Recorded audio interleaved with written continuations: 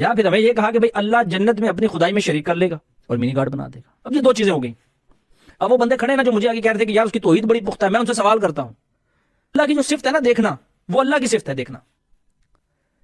انسان کی جو صفت ہے نا کہ دیکھنا, وہ اللہ کی طرح کی صفت نہیں ہے. وہ اللہ سے جدا ہے, اللہ سے الگ ہے, اللہ سے کمتر ہے. ہم اس کو تشبیہاً بھی یہ نہیں کہہ سکتے کہ بھائی اللہ ایسے ہی دیکھتا ہے جیسے نعوذ باللہ ہم دیکھتے ہیں. تو آپ نے یہ کیسے کہہ دیا کہ جیسے اللہ کن کہتا ہے تو کچھ ہو جاتا ہے, ویسے ہی ہم کن کہیں گے تو کچھ ہو جائے. آپ نے تکوینی صفت ہے جو اللہ کی, اسے نہ صرف بانٹا بلکہ اس کو تشبیہ دی اللہ کی صفت کے ساتھ. تو میرے بھائی اب آپ پہلے جہمیہ کے عقائد کو فروغ دے رہے تھے, اب مشبہ کے عقائد فروغ کرنے لگے. پڑھ لو نا کتابیں بھائی, عربی میں ہیں. پھر دیکھو ہنستے ہیں سارے. پھر جب اس طرح کی باتیں کرتے تو آپ مذاق اڑا رہے ہیں, آپ کو عربی آتی ہے. میرا دعویٰ ہے, میں آپ سے لائیو آیا ہوا تو بندہ کر رہا آپ کو فلانی چیز تو آتی نہیں, تو آپ اتنی باتیں کر. او بھائی میرے دعوے نہیں ہے نا, میں نے کب کھڑے ہو گئے امام کعبہ کو بلاؤ, میں اسے اچھی کیا نام ہے تجوید کر لیتا ہوں. مولوی جی 3 سالوں میں تجوید نہیں سکھا پاتے, میں 1.5 گھنٹے میں لوگوں کو سکھا دی تجوید. دعوے نہیں ہے نا. ایک طرف آپ جہمیہ عقیدے کو فروغ دے رہے ہیں, ایک عقیدہ آپ نے مشبہ سے اٹھایا ہوا ہے, آپ اس کو تقویت پہنچا رہے ہیں. کیوں؟ اور جب ان کا رد کیا گیا کہ بھائی آپ جامعہ اور مشبہ عقائد کا رد کرنے کی بجائے آپ ان کے عقائد کو عوام الناس میں پھیلا رہے ہیں, تو بجائے اس کا کہ یہ اس کا جواب دیتے, علمی طور پر جواب دیتے یا رجوع ریکارڈ کراتے. کیا غلطی ہو گئی, مجھے نہیں پتا تھا, مجھے میں رجوع کرتا ہوں, رجوع کرتے. انہوں نے کیا کہا, انہوں نے کہنا شروع کر دیا ہماری توحید تم سب سے بہتر ہے. ہماری توحید اہل حدیث سے بہتر تھی. ان کی توحید پرانے بزرگوں کو رحمۃ اللہ علیہ کے ساتھ صرف توحید بیان کرنا تھا. میں نے تو پرانے بزرگوں کو بھی آڑے ہاتھوں. کیونکہ ہم مسئلہ یہ ہے کہ یہ بندے نے اس طریقے سے کنفیوژن کھڑی کی ہے نا معاشرے میں, ایسی کنفیوژن کھڑی کی ہے کہ ہم اس کو ایک طریقے سے جواب دے ہی نہیں سکتے. اس طرح گڈ مس کر دیا چیزوں کو کہ ہمیں اب اگر اس کو جہمیہ عقیدے کا رد کروا رہے ہیں تو ساتھ ساتھ ہمیں مشبہ عقیدے کا بھی رد کر کے ساتھ ہی اس کو بیچ میں سے سچی بات کو یوں کر کے نکالنا. تو مجبوراً ہمیں 2-3 چیزوں کو ساتھ جوڑنا پڑتا ہے. اچھا اس نے جو منی گاڈ کا عقیدہ عوام میں مشہور کرایا نا, جو پہلے جیسے میں نے بتایا جہمیہ اور مشبہ کا بھی عقیدہ تھا کہ اللہ کی صرف تکوینی میں اپنی مرضی سے جنتیوں کو شریک ٹھہرانا شروع کر دیا. اور یہ ایک ایسا چھپا ہوا عملہ تھا نا اہل سنت والجماعت کے اوپر کہ پہلے تو اہل سنت والجماعت کو اس کا ادراک ہی نہیں ہوا کہ یہ عملہ ہو چکا ہے, کیونکہ اس کی ظاہری الفاظی کو سن کے کوئی بندہ بھی ایک دم سے اس کو غلط نہیں کہہ سکتا تھا. وہ کہتا ہاں یار بات مطلب بنیادی طور پر بات ٹھیک ہے. اچھا, کسی بھی پرابلم کو سمجھنے کے لیے یا کسی بیماری کو دور کرنے کے لیے پہلے یہ سمجھنا ضروری ہوتا ہے کہ میں بیمار ہوں, اور جب بیمار کو بیماری کا اندازہ ہو جائے اور پھر اس کو یہ یقین دلانا کہ اس میڈیسن سے آپ کا علاج ہوگا, بڑا مشکل کام ہے. تو علی مرزا کے جو مقلدینز تھے نا, مقلدینز, ان کو پہلے یہ باور کرانا کہ یہ بات کس حد تک خطرناک ہے یہ بڑا مشکل تھا. ان کو بڑی مشکل سے سمجھایا گیا اور یہ ادراک دلانے کی کوشش کی گئی. پہلے تو انہوں نے کہا کہ یار نہیں یار ہم نہیں مانتے. پھر انہوں نے اس چیز کو ایکسیپٹ کر لیا, پھر انہوں نے اپنے تحفظات علی مرزا تک بھی پہنچائے. علی مرزا نے ان کو جواب دیے کہ یار دیکھو بات ایسے ہے, میں کوشش کروں گا, میرے پاس کچھ آڈیوز پڑی ہیں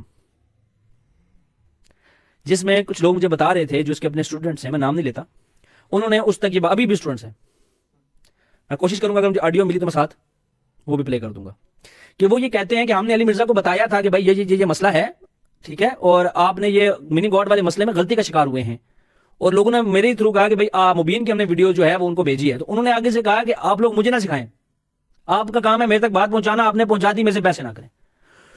اب ان کے جو اسٹوڈنٹس تھے انہوں نے جب بات پہنچا دی, انہوں نے دیکھا علی بھائی نہیں مان رہے, تو انہوں نے اس کے اوپر خاموشی اختیار کر لی. کیوں؟ کیونکہ اب علی مرزا کے خلاف بولنا نہ صرف بے فائدہ تھا ان کے لیے, اب مجھے کیا فائدہ ہوا علی مرزا کے خلاف ویڈیوز بنانے پر, کچھ بھی نہیں, الٹا نقصان ہو گیا. ٹھیک ہے, تو انہوں نے کہا کہ یار فائدہ تو ہوگا کوئی نہیں, نقصان ہی ہوگا, تو انہوں نے اس کے اوپر بات کرنا ہی چھوڑ دی. کیونکہ اگر علی مرزا کا کوئی شاگرد کھڑا ہو کر علی مرزا کے خلاف کوئی کلپ بناتا ہے تو اس کی 2 صورتیں ہوتی ہیں. ٹھیک ہے, یا تو ویڈیو پرائیویٹ کروا دیتا ہے وہ بندہ, یا پھر اس کا بائیکاٹ کر دیا جاتا ہے. اب ایک اور بھائی میں ان کا بھی نام نہیں لوں گا, انہوں نے سیدہ عائشہ کو جب اس آدمی نے, خبیث آدمی نے ظالمہ کہا تھا نعوذ باللہ من ذالک, تو اس لڑکے نے ان کے رد کے اوپر ویڈیو بنائی, علی بھائی نے وہ ویڈیو پرائیویٹ کروا دی. لیکن چونکہ سائنس اتنی ترقی کر چکی ہے کہ اس کے ڈیلیٹ کرنے سے پہلے لڑکے اس کو ڈاؤن لوڈ کر چکے تھے. ٹھیک ہے, میں کوشش کروں گا وہ اس کلپ کا بھی تھوڑا سا پارٹ میں چلا دوں. اس وجہ سے جو اس کے شاگردان مقلدین تھے انہوں نے اس کے اوپر بات کرنے سے بچنے میں ہی عافیت جانی اور چپ کر کے سائڈ پہ ہو گئے, ورنہ وہ بھی جانتے تھے کہ یہ عقیدہ کس حد تک غلط ہے. ٹھیک ہے, اچھا اب آپ یہ بات یاد رکھیں کہ اللہ اپنی تمام اسماء, افعال, کمالات, صفات, اختیارات میں تشبیہ سے پاک, مبرہ اور منزہ ہے. ٹھیک ہے, اب شرع اصول اعتقاد, امام ہبت اللہ القائی رحمہ اللہ تعالی, جن کو ایک بڑے اچھے عالم دین کیا کہتے ہیں, بہت زیادہ کیا ہیں, متشدد محدث ہیں. ٹھیک ہے, اچھا وہ اب یہاں پر چیزیں نکل کی انہوں نے، ان میں سے میں کچھ چیزیں پڑھ دیتا ہوں تاکہ کافی حد تک سمجھ آ جائے بات. شواز بن یحییٰ کہتے ہیں میں یزید بن ہارون کے پاس بیٹھا تھا کہ ایک شخص آیا اور کہا اے ابو خالد آپ جہمیہ کے بارے میں کیا کہتے ہیں. اب میں نے آپ کو بتایا جہمیہ کے بنیادی عقائد میں سے ایک عقیدہ کیا ہے کہ اللہ ہر جگہ موجود ہے بذات. تو آگے سے یزید نے کہا کہ ان سے توبہ کرائی جائے، یعنی یزید بن ہارون نے کہا کہ ان سے توبہ کروائی جائے. جہمیہ نے غلو کیا اور اتنا غلو کیا کہ اللہ کی صفات کا ہی انکار کر دیا. اب یعنی جو شخص یہ کہہ رہا ہے اللہ ہر جگہ موجود ہے وہ اللہ کے ہر جگہ علم ہونے کا انکار ہی ہے نا، تو اللہ کی صفت کا انکار کرتا ہے. انہوں نے غلو کیا اور اتنا غلو کیا کہ اللہ کی صفات کا انکار کر دیا، اور مشبہ نے غلو کیا اور تشبیہ دے دی، اس لیے جہمیہ اور مشبہ دونوں سے توبہ کا مطالبہ کیا جائے گا. اب اس کا مطلب ہے علی مرزا اور علی مرزا کے مقلدین اس بار ایک دفعہ نہیں 2 دفعہ توبہ ہے، ٹھیک ہے، کیونکہ وہ جہمیہ کے عقیدے کو بھی فروغ دے رہے ہیں اور مشبہ کے عقیدے کو بھی فروغ دیتے ہیں. محمد بن فضل سیداوی کہتے ہیں کہ نعیم بن حماد نے فرمایا کہ جس نے اللہ کو اس کی مخلوق کسی مخلوق سے تشبیہ دی وہ کافر. اللہ نے اپنی جو صفات بیان کی جس نے ان کا انکار کیا وہ بھی کافر، اور اللہ نے اپنی صفات جو بیان کی، یعنی نبی کریم صلی اللہ علیہ وآلہ وسلم نے اللہ کی جو صفات بیان کی ہیں ان کو ان کی تشبیہ دینا بھی حرام ہے. کیا ہے؟ حرام ہے. یعنی آپ حرام عمل کر رہے ہیں پلس آپ کے اوپر توبہ بھی واجب ہے، وہ بھی 2x ہے، 2 times. کہتا نا 5 کوالٹیز ہیں نا اللہ کی، 5 کوالٹیز ہیں اپنی جس میں وہ اگلے بندے کو شریک کر لے گا. یعنی شریک کرنے کا کیا مطلب ہے؟ یعنی جس طرح کی صفت اللہ کے پاس ہے نعوذ باللہ ویسے ہی صرف جنتیوں کے پاس ہو جائے گی. ٹھیک ہے، تو اللہ کے پاس صفت ہے ابدی زندگی کی کہ اللہ کو کبھی موت نہیں ہے، تو یہی صفت کس کو مل جائے گی؟ جنتیوں کو. تو آپ تشبیہ دے رہے ہو. اللہ جس طرح کہتا ہے کن فیکون پس ہو جاتا ہے، اسی طرح جو جنتی کہیں گے کن تو فیکون ہو جائے گا. تو آپ نے اللہ کی ایک اور صفت تکوینی کو بھی ٹرانسفر کر دیا. اور مزے کی بات یہ ہے کہ یہ عقیدے پہلے سے رد ہو چکا ہے. یہ تشبیہ کے نام پہ، مشبہ کے نام پہ، یہ جامعہ کے نام پہ، معتزلہ کے نام پہ یہ پہلے رائج ہو چکے ہیں. بیٹے تم اس میں بھی نئے نہیں ہو، یہ بھی کسی کا کاپی کر کے آئے ہوئے ہو تم. مزے کی تو بات یہ ہے. اچھا امام طحاوی ابو جعفر الطحاوی ان کی کتاب ہے کتاب العقیدہ، اس کے اندر وہ عقیدہ نمبر 32 میں لکھتے ہیں کہ جس نے اللہ کو انسان کی کسی صفات کے ساتھ متصف کیا تو وہ کافر. جس نے اس کی بصیرت کی نگاہوں سے دیکھا اس نے عبرت حاصل کی اور کفار کی طرح کہنے سے رک گیا وہ حقیقت کو جان گیا. اللہ کی صفات انسان کی صفات سے مشابہت نہیں رکھتی.